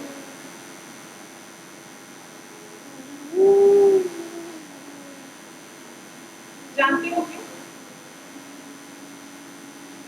ताकि वो तुम्हारी रचनाओं के प्रकृति प्रधान भावों से पूरी तरह तादात्म्य कर सके।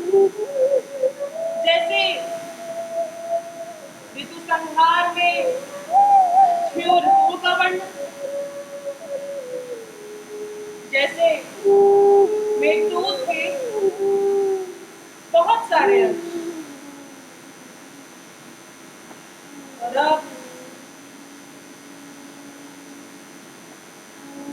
अब कुमार संभव में हिमालय पर्वत पर बसंत आगमन का वर्णन है। क्या हुआ? इस काव्य के इस अंश का नाम लेने में झिझक क्यों रही? डर लग रहा है कि कहीं कोई राज कर्मचारी न सुन ले, अभियोग ना उठा दे।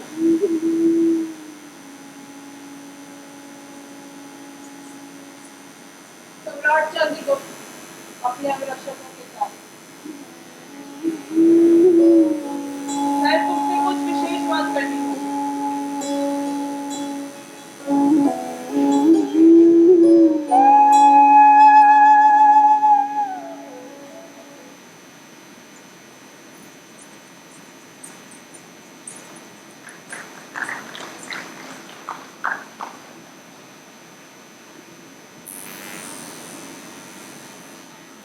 प्रणाम स्वीकार करें महाराज।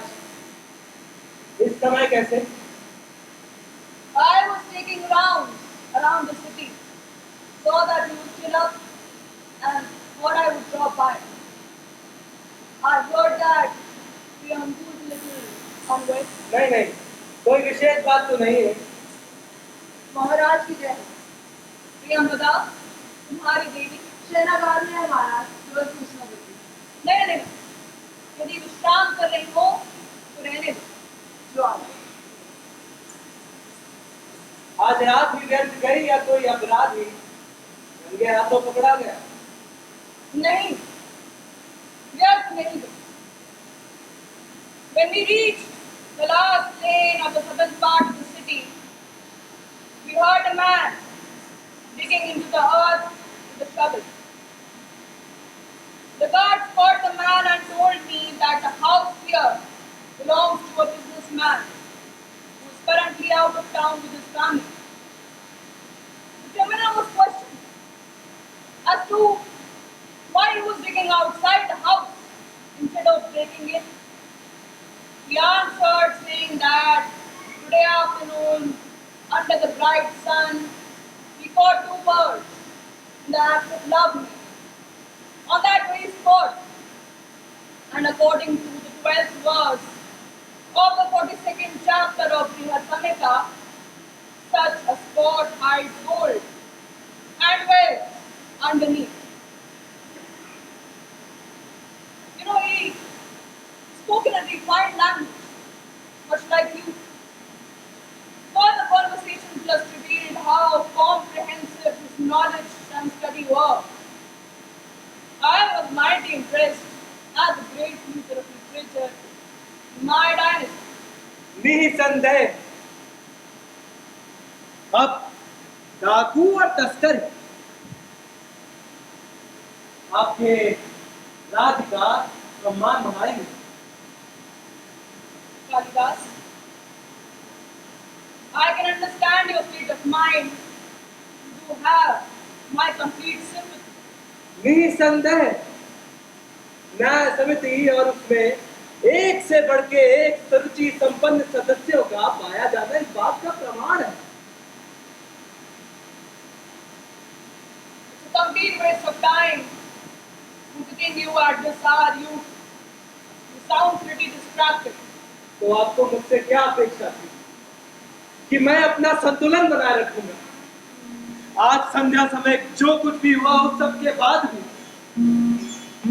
जिन्हें ये तक नहीं पता कि रस कौन से खेत की मूली है, आश्रय किसे कहते हैं और आलंबन क्या होता है, वो मेरे काव्य पर मनमाने आरोपों की वर्षा करे, बिना किसी अधिकार के मेरे साहित्योद्यान में घुसाए,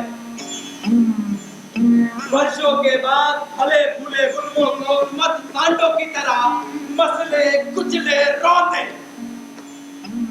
उस सम्राट के सामने जो खुद को हृदय कहता है और जिसे कलाकार के माने का भ्रम पाले, और फिर मुझसे इस बात की अपेक्षा की जाए कि मैं अपना संतुलन बना रखूं।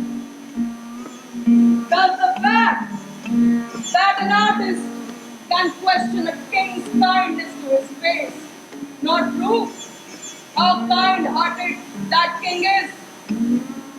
Especially when somebody dares to accuse that king and the king merely nods and smiles.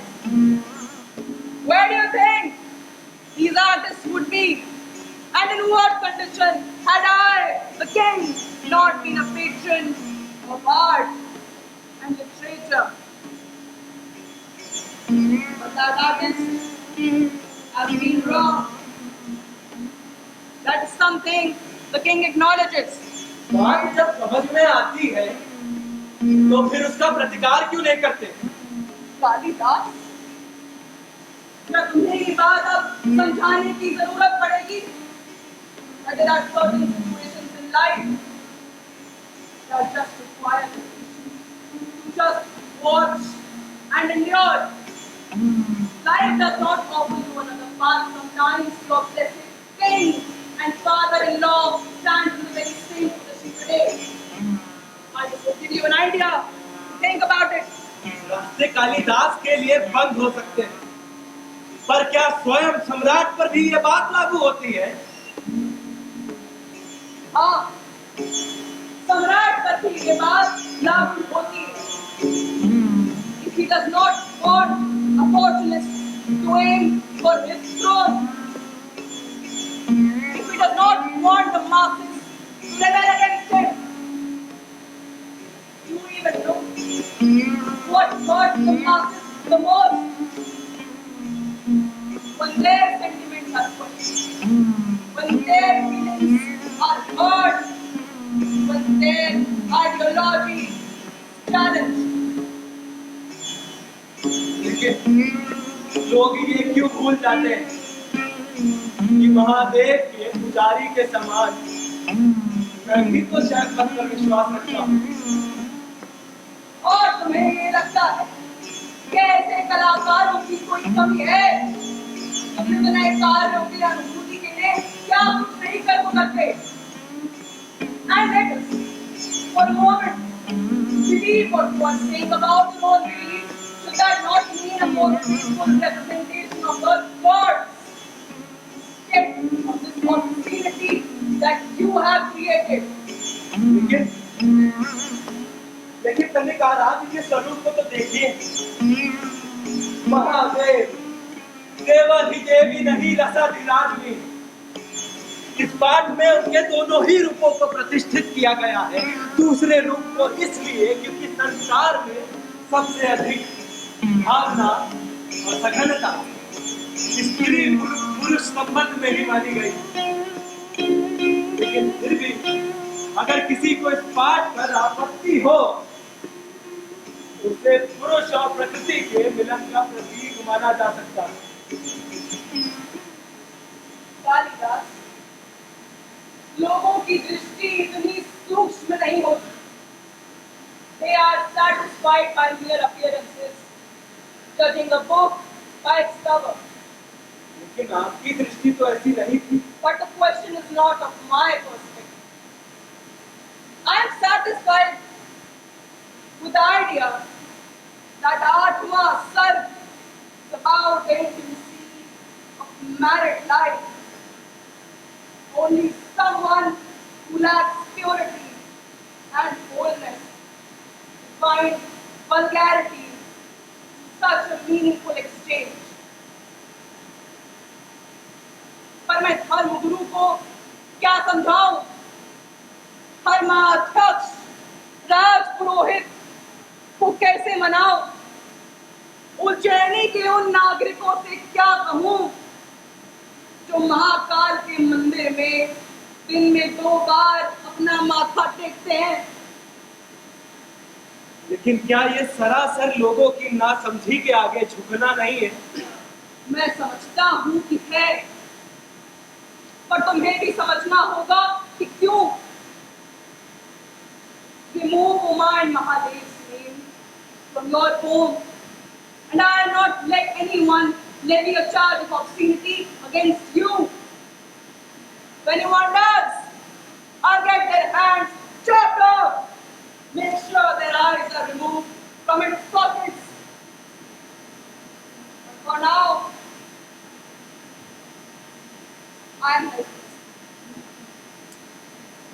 The ones blaming you, Kalidas, are protected.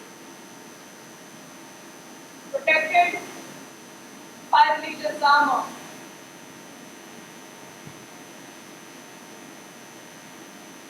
I do have a suggestion. As the 8th canto begins, can't you just write that Kumar was born soon after Umayyan Mahadev's marriage? Skip all the description of the intimacy.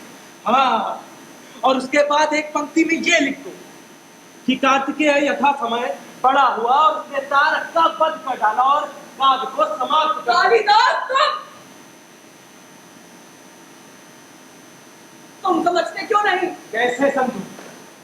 7वां सर्ग नायक और नायिका के ब्याह से समाप्त होता है और 8वें सर्ग की पहली पंक्ति में पुत्रों प्राप्ति हो जाएगी। 30 के 9 महीने नव दंपत्ति कहाँ रहे, कैसे रहे, क्या रूपरेखा रही उनके जीवन की?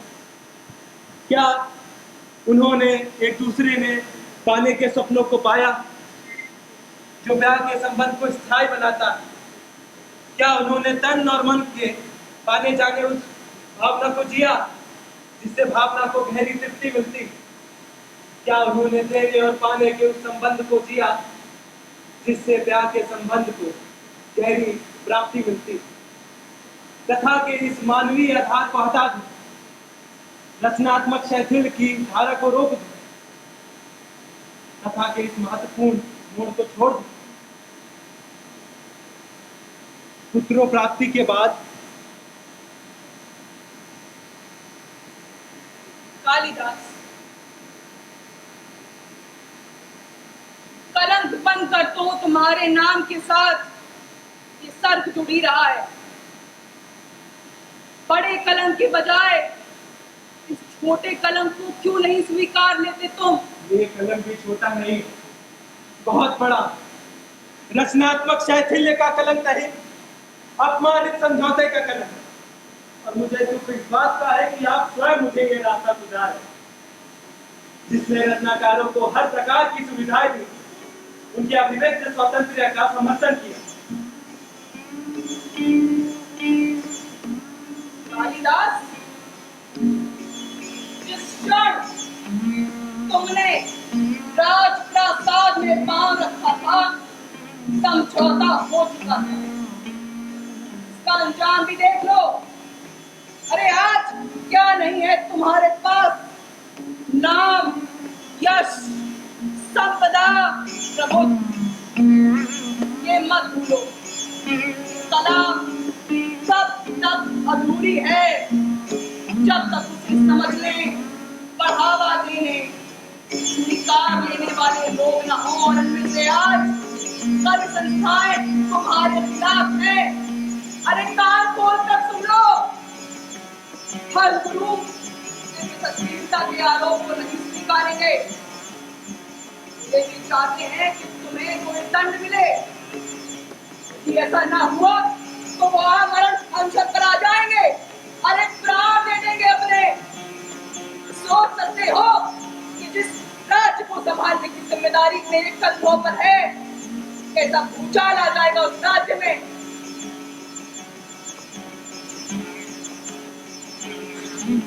शायद तुम ये भी नहीं जानते कि बंगेश्वर और उसके साथी राज्यों ने मिलकर हमारे खिलाफ एक संघ खड़ा कर लिया। शायद तुम ये भी नहीं जानते कि मेरी बेटी की अंगू मंजरी से प्यार की वजह से न केवल ब्राह्मण बल्कि क्षत्रिय जाति भी नाखुश है। और आज तुम अपने राजा से ये उम्मीद लगाए बैठे कि वो तुम्हारे इस कार्य की वजह से हमारी सेना के एक और बड़े हिस्से को चोट हो जाने दे। अरे मौके पर आप लोगों को मौका दे दे कि वो ऐसी नाजुक स्थिति का फायदा उठाए। कई देशों में कला नियंत्रित की जाती है। अरे कई देशों में कला पर नियम और प्रतिबंध लगा दिए जाते हैं। पर ये काफी नहीं कि मेरे शासन में कभी ऐसा नहीं हुआ। अगर किसी को ये लगता कि वो अभिनय की आजादी के नाम पर राज्य की शांति और उसकी सद्भावना को बिगाड़ सकता है, तो ये इसकी बहुत बड़ी भूल होगी कालिदास। इसका मूल्य भी उसको चुकाना होगा। अर्थात you must submit, bow down to us. This is for your own good and mine as well. यदि ऐसा नहीं हुआ तो Kalidas, don't be a fool. If the masses get angrier, I might have to exile you from the stage. I'm sure you will write exceptional works even while in exile. But without the support of the state, you will be nothing more than a croaking frog inside a well cause. When we have freedom satisfied, does your artistic ego not crave anything else? Do you not want your works to be as deep as the ocean? Your fame as content as the North Star. Do you not want your works to be echoed the voice of a million people while your name launches across the globe?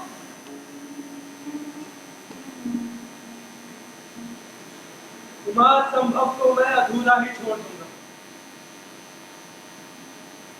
हाथ हुए सर्ग पर, आगे नहीं लिखूंगा। किसी भी राजगोष्ठी में इसका पाठ नहीं होगा। किसी भी तक इसकी प्रतिलिपियां नहीं पहुंचेंगी। इतने से लोग संतुष्ट हो जाएंगे, फिर तो किसी को आपत्ति नहीं होगी। will leave it unfinished, incomplete. You have worked so hard on it. कई बार श्रम व्यर्थ भी तो हो जाता है ना। समझ लूंगा कि कुमार का जन्म संभव नहीं हुआ, गर्भ में ही उसकी हत्या कर डाली गई। तारक जीवित है तो रहे, मुझे उससे क्या।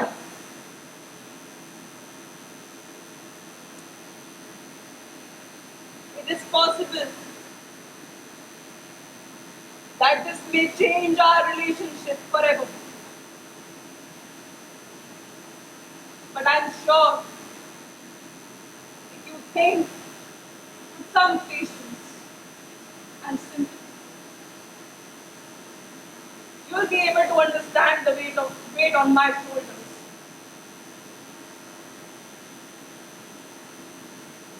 The weight of my office, my position, and my throne.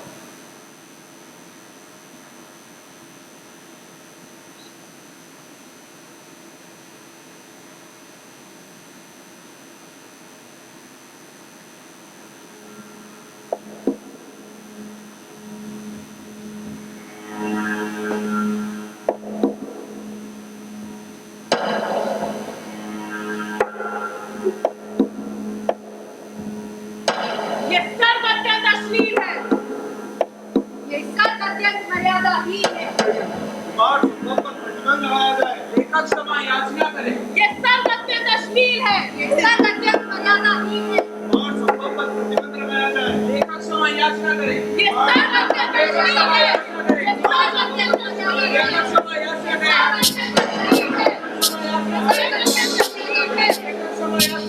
अत्यंत अश्लील है। रेखा क्षमा याचना करें।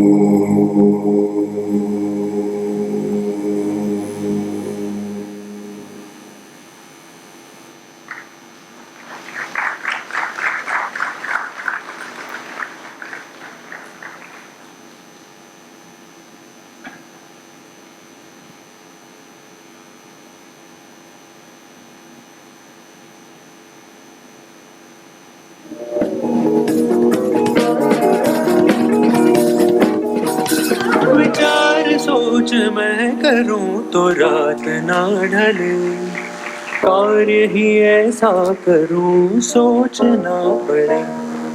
रात में उलझे हुए कैद सपने, आजाद हुआ आबाद हो जल्दी बलबले।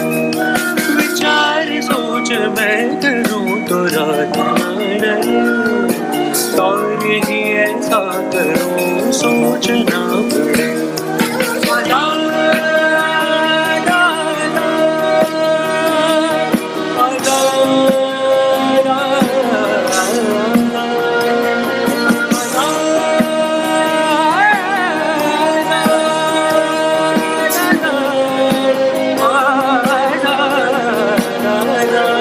सजाए आसमां बाहर बार बार वश में ना रहे मेरे ये ख्वाब मन चले, मैं चलूं तो साथ साथ ये जहां चले, रात में उलझे हुए ये कैद सपने, आजाद हो आबाद हो जलते बलबले, विचार सोच मैं करूं तो रात ना ढले, कार्य ही ऐसा करूं सोचना।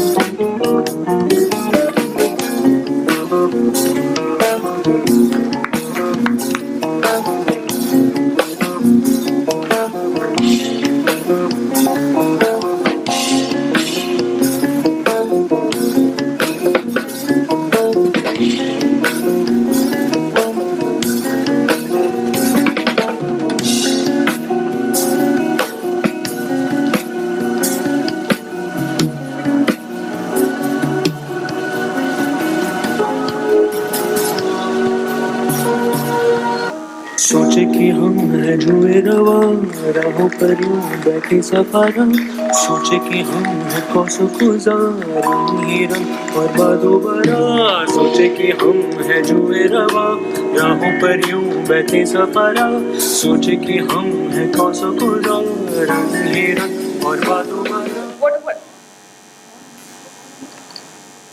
What a wonderful performance it was. Can we have a huge round of applause for the actors for their hard work and dedication?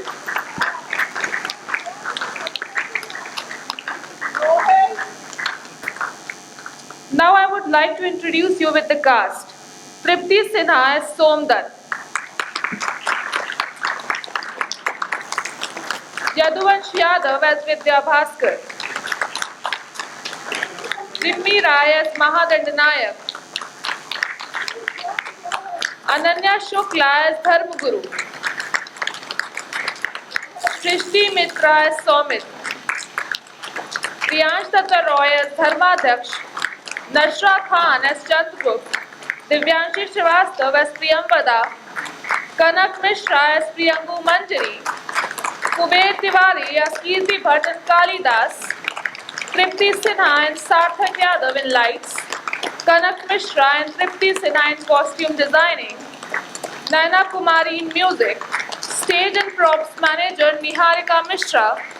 Backstage crew Divyanshi Joshi, Sarthak Yadav, Rajkumar Rao and Niharika Mishra. Arya Avasthi, Priyansh Datta Roy, Divyanshi Srivastav as assistant directors. Directed by Dr. Rohit Yadav sir and Ms. Uday Khanna.